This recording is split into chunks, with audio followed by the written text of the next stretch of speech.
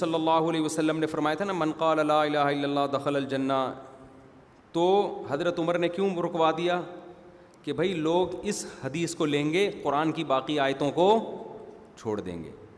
تو یہی آج کل ہو رہا ہے. حدیث میں آتا ہے لیلۃ القدر کی جس نے عبادت کی.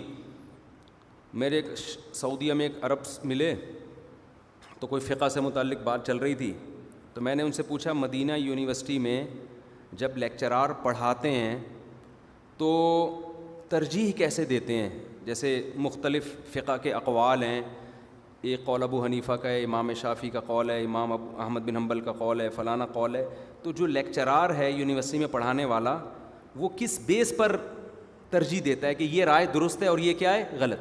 انہوں نے کہا جہاں صحیح حدیث ہوگی اس رائے کو صحیح قرار دیا جاتا ہے. میں نے کہا صحیح حدیث تو بعض دفعہ دونوں کے پاس ہوتی ہے. بھائی صحیح حدیث ابو حنیفہ کے پاس بھی ہے، امام شافعی کے پاس بھی ہے.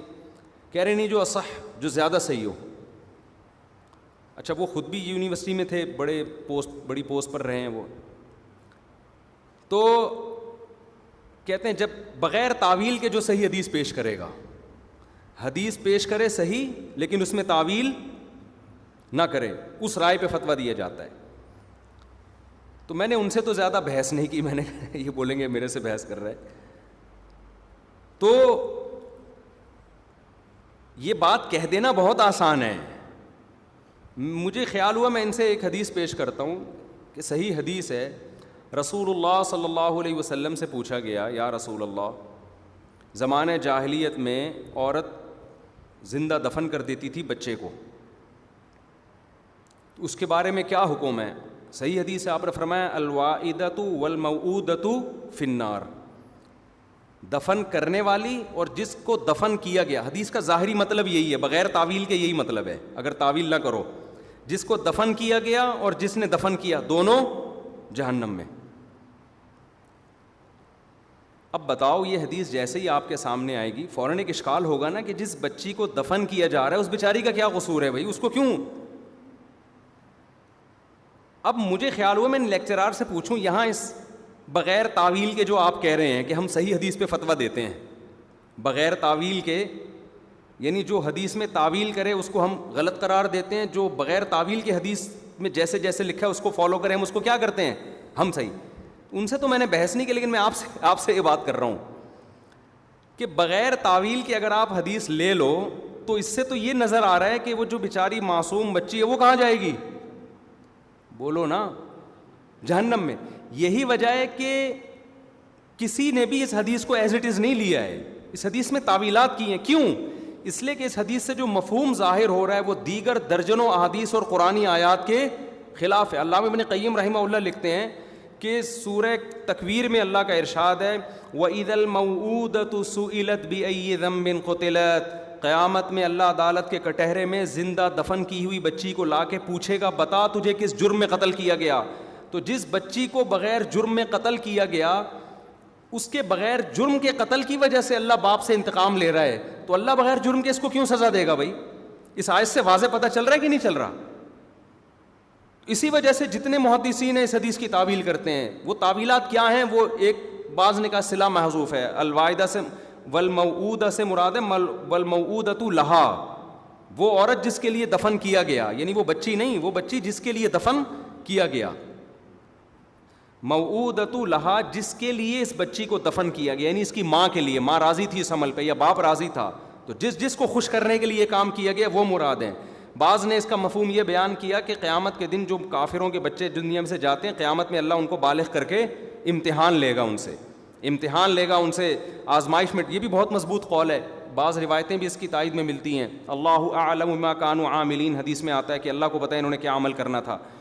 تو یہ عمل کروایا جائے گا ان سے، پھر جو جنت والے اعمال کرے گا وہ جنت میں، جو جہنم والے اعمال کرے گا وہ جہنم میں. تو نبی کو اس بچی کے بارے میں معلوم تھا کہ اللہ نے علم دیا ہوگا کہ جب اس کو قیامت کے دن آزمائش میں ڈالا جائے گا تو یہ شرک کو قبول کرے گی.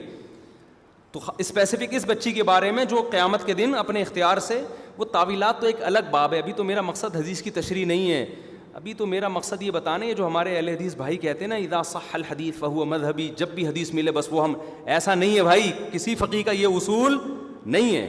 حدیث کو متواتر حدیث کے مقابلے میں دیکھا جاتا ہے, قرآن کے مقابلے میں دیکھا جاتا ہے. قرآن جگہ جگہ حدیث میں آ رہا ہے والموعودۃ فی النار, جس کو دفن کیا گیا وہ بھی جہنم میں, لیکن قرآن درجنوں مقام پہ کہہ رہا ہے ولا یظلم ربک احدا, تیرا رب کسی پہ ظلم نہیں کرے گا. وما کنا معذبین حتی نبعث رسولا, جب تک ہم پیغمبر کو بھیج کے حجت تمام نہ کر دیں کسی قوم کو ہم عذاب نہیں دیتے. تو بچی پر تو حجت تمام ہی نہیں ہوتی ہے نا, اتنی ساری آیتیں ہیں. تو اتنی ساری آیتوں کے ہوتے ہوئے آپ ظاہر ہے کیا کرو گے, اس حدیث کا وہ مفہوم بیان کرو گے جو قرآن کے موافق ہے اور خود نبی کی دیگر تعلیمات کے موافق ہے. تو یہ ان کے سامنے تو میں نے اتنی تفصیل نہیں کی. اصل میں یہ ان کو یہ سمجھانا چاہ رہا تھا, لیکن میں نے کہا ان سے بحث کرنا بہت مشکل کام ہوتا ہے وہاں پہ, کہ یہ جو مذاہب اربع ہیں نا, ان میں سے ایک کو فالو کیے بغیر آپ کا گزارا نہیں ہے, ورنہ ہر لیکچرار آئے گا اپنی تقریر جھاڑ کے چلا جائے گا, کنفیوژن کے علاوہ کچھ بھی حاصل نہیں ہوگا. ایک آدمی ایک حدیث کا کچھ مفہوم بیان کر رہا ہے دوسرے دلائل کی روشنی میں, ایک دوسرا اس حدیث کا کچھ مفہوم بیان کر رہا ہے دوسرے دلائل کے. تو اسی وجہ سے فقہاء نے اصول فقہ وضع کیے ہیں کہ ہم حدیث کو کیسے لیں گے. ہر ایک کے اپنے اپنے اصول ہیں.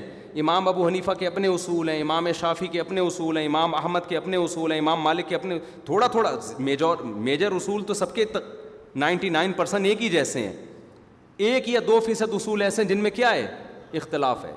تو ایسے ہی تھوڑی فقہاء نے اتنی محنتیں کی ہیں اور بس آپ کہہ رہے ہیں جو بھی میرے سامنے حدیث آ گئی میں کیا کروں گا, عمل کروں گا. امام شافعی کے سامنے حدیث آئی, انہوں نے اس پہ عمل نہیں کیا, ان کے سامنے دوسری حدیث تھی, انہوں نے اس کو اصل بنایا, اس میں تعویل کی. ابو حنیفہ کے سامنے حدیث آئی, انہوں نے اس کو اصل بنایا, اس میں تعویل کی. تو ایک پورا باب ہے. تو اس طرح تو لیکچرار کا فقہ تو رائج ہوگا دنیا میں جو وہ کہہ رہے ہیں. لوگ مجتہدین سے کیا ہو جائیں گے, بدگمان لوگ کہیں گے یار اتنی صحیح حدیث موجود ہے اور ان کا فتویٰ اس کے خلاف ہے. ان کا تبھی اکثر یہ لوگ جو اس طرح کی سوچ رکھتے ہیں, نتیجہ کیا نکلتا ہے, وہ سمجھتے ہیں کہ میں ٹھیک ہوں, باقی سارے مجتہدین ائمہ وہ کیا تھے, وہ غلط تھے. ہمارے ایک دوست ہیں سلفی ہیں, میری بڑی اچھی دوستی ہے ان سے, اور بڑے معتدل قسم کے سلفی ہیں, میری بڑی گپ شپ ہے. وہ اکثر مجھے سلفی علماء کے فتوے بھیجتے رہتے ہیں, حدیث بھی لکھ کے بھیجتے رہتے ہیں. تو انہوں نے مجھے ایک فتویٰ بھیجا شیخ صالح العثیمین رحمہ اللہ تعالیٰ کا. ان کی نیت یہ تھی کہ میں اس فتوے کو شائع کروں, لیکن چونکہ معتدل ہیں, اچھے آدمی یعنی فتنہ پرست ٹائپ کے نہیں ہیں, تو میری تو ظاہر ہے ایسے ہی لوگوں سے دوستی ہوگی نا جو کیا ہوں, معتدل ہوں. تو وہ سلفی عالم تھے, پراپر عالم بھی نہیں ہیں, یعنی علماء میں اتنے بیٹھے ہیں کہ اتنے علماء میں بیٹھے ہیں کہ نیم عالم تو بن ہی گئے ہیں. تو انہوں نے مجھے کہا کہ یہ جو اتنے زیادہ قربانیاں آج کل گھروں میں ہو رہی ہیں, شوہر الگ قربانی کر رہا ہے, بیوی الگ قربانی, یہ اسراف ہے. پھر شیخ صالح العثیمین رحمہ اللہ سعودیہ کے بڑے عالم ہیں, ان کا فتویٰ انہوں نے مجھے بھیجا کہ نبی صلی اللہ علیہ وسلم نے جب بھی قربانی کی ہے خود کی ہے, آپ کی کسی زوجہ سے قربانی ثابت, بول لو نا بھائی کیا ہو گیا, نہیں ہے. تو لہذا آج جو یہ اتنی زیادہ قربانیاں ہو رہی ہیں نا, یہ اسراف ہے. تو میں نے ان کو بڑا محبت سے, میں نے عربی میں ان کا بھی وہ عربی میں آیا تھا, میں ان کو بھی جواب اسی زبان میں دی عربی میں. میں نے کہا ان سے کہا کہ دیکھیں نبی صلی اللہ, یہ جو مسئلہ ہے نا یہ اختلافی ہے, چاروں ائمہ میں کیا ہے, اختلافی مسئلہ ہے کہ گھر کے سربراہ کی طرف سے قربانی کافی ہے یا جو بھی صاحب نصاب ہے, مالدار ہے, الگ سے قربانی کرے گا کہ نہیں کرے گا. تو میں نے کہا امام احمد بن حنبل کی رائے یہی ہے جو شیخ صالح العثیمین نے ذکر کی ہے کہ بھئی گھر کا سربراہ, بعض اسلاف سے ہمیں ملتا بھی ہے اس کا ثبوت, مصنف ابن شیبہ میں روایت ہیں, بعض اسلاف سے یہ بات ثابت ہے, حدیث میں تو کوئی تذکرہ نہیں ہے اس کا, لیکن بعض اسلاف سے یہ بات ثابت ہے. ان کی یہ رائے تھی کہ گھر میں ایک سربراہ بس قربانی کر دے تو سب کی طرف سے کافی ہے, اس میں سب کے لیے کرنا ضروری نہیں ہے. تو میں نے ان سے کہا, میں نے کہا ٹھیک ہے, لیکن جو مسئلہ ائمہ اربعہ میں کیا ہے, اختلافی ہے, اور پورے بر صغیر انڈیا پاکستان میں امام حنیفہ کی فقہ کو فالو کیا جاتا ہے. یہاں میں شیخ صالح العثیمین کے فتوے پھیلاؤں گا, اس سے انتشار کے علاوہ کچھ بھی نہیں ہوگا. اور امام حنیفہ کی جو رائے ہے وہ بھی کمزور نہیں ہے. یہ جو آپ نے کہا کہ نبی صلی اللہ علیہ وسلم کی زوجات قربانی نہیں کرتی تھیں, نبی کرتے تھے سب کی طرف سے, تو زوجات جو تھیں وہ فقر کے انتہا کو پہنچی ہوئی تھیں. آج بھی اگر کسی کی بیوی مالدار نہیں ہے تو ہم کب کہتے ہیں وہ قربانی کرے, ہم تو اس کو منع کریں گے یار تمہارے پاس پیسے ہیں نہیں, تم اپنے آپ کو اتنی ٹینشن میں کیوں ڈال رہی ہو. بات ان بیویوں کی ہو رہی ہے جنہوں نے اچھے خاصے سونے اور چاندی اپنے پر لاکھوں روپے اپنے بینکوں میں رکھے ہوئے ہیں, پورے سال عیاشی پہ پیسہ اڑا رہی ہیں, قربانی میں آ کے کیا کہتی ہے, ہم پہ قربانی واجب نہیں ہے, اور صالح العثیمین کا فتویٰ لے رہی ہیں. آپ کیوں صالح العثیمین کا فتویٰ لے رہے ہو بھائی؟ تو امام حنیفہ کا فتویٰ آپ کے لیے شیخ صالح العثیمین کے فتوے سے زیادہ ویلیو رکھتا ہے, کیونکہ یہ ایک فقہ رائج ہے. آپ یہاں کوئی اور فتویٰ چلاؤ گے, تشویش کے علاوہ کچھ بھی حاصل. ایک آدمی کہے گا لازم نہیں ہے, دوسرا کہے گا لازم ہے. تو میں نے کہا شیخ میں آپ کا احترام کرتا ہوں, لیکن آپ بر صغیر میں فقہ حنفی کے فتوے کو فالو کریں, وہی پھیلایا جائے گا. یہاں 6 رائے, وہ اس کی رائے کچھ اور ہے, اس کی رائے کچھ اور ہے, اس کی رائے. اور میں نے کہا یا تو ہوتا نا امام حنیفہ کی رائے بالکل قرآن و سنت کے اگینسٹ ہوتی, تو بھی ہم کہتے ہیں نہیں لیا جائے گا اس رائے کو. اس کی بھی مضبوط دلیل ہے. من وجد سعة لأن يضحي فلم يضحي فلا يقربن مصلانا. صحیح حدیث ہے کہ جس کے پاس گنجائش تھی اور قربانی نہیں کی وہ ہماری عیدگاہ میں نہیں آئے گا. تو اس میں تو نبی نے مرد اور عورت کا کوئی فرق نہیں کیا. تو اگر کسی کی بیوی نبی کی زوجہ کی طرح غریب ہے, مسکین ہے, وہ نہ کرے قربانی. یہاں تو مالدار عورتوں کی بات کر رہے ہیں, مالدار شخص کی بات کر رہے ہیں. تو اس لیے میں نے کہا بھائی آپ کیوں تشویش پھیلا رہے ہو نا. تو ٹھیک ہے, وہاں وہ بھی ہمارے نظر میں اہل حق عالم تھے صالح العثیمین, تو عرب ان کو فالو کر رہے ہیں, ٹھیک ہے بھائی. لیکن ہر جگہ تو نہیں نا کہ صالح العثیمین کو لا کے آپ ساری دنیا پہ مسلط کر دیں. بر صغیر میں جب سے اسلام آیا ہے فقہ حنفی آیا ہے, ایک ٹریک پہ چل رہے ہیں. ملیشیا میں فقہ شافعی آیا ہے, وہ تو امام شافعی کو فالو کر رہے ہیں, وہ تھوڑی صالح العثیمین کو فالو کریں گے.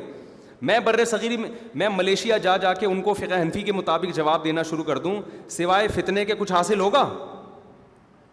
ملیشیا میں تو میں بولوں گا بھائی شافعی فقہ کو فالو کرتے آ رہے ہو, امام شافعی بھی ہماری رائے میں برحق ہیں, ان کے پاس بھی دلیل ہے, کوئی بات نہیں.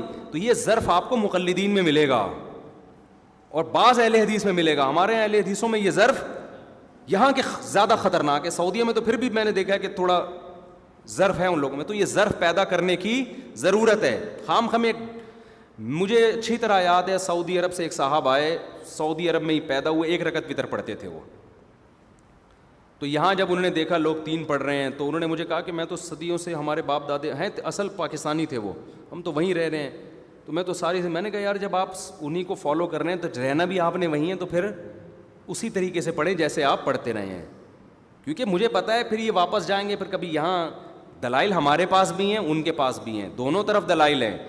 یہ جو لوگ کہتے ہیں نا میری دلیل ہے, یہ انہوں نے ایک طرف کے دلائل پڑھے ہوتے ہیں, سنے ہوتے ہیں, دوسری طرف کے ان کو سننے کا موقع ملا ہی نہیں ہوتا, یا کسی اناڑی آدمی کے پاس چلے گئے ہوتے ہیں, اس کو دلیل کا پتہ ہی نہیں ہوتا.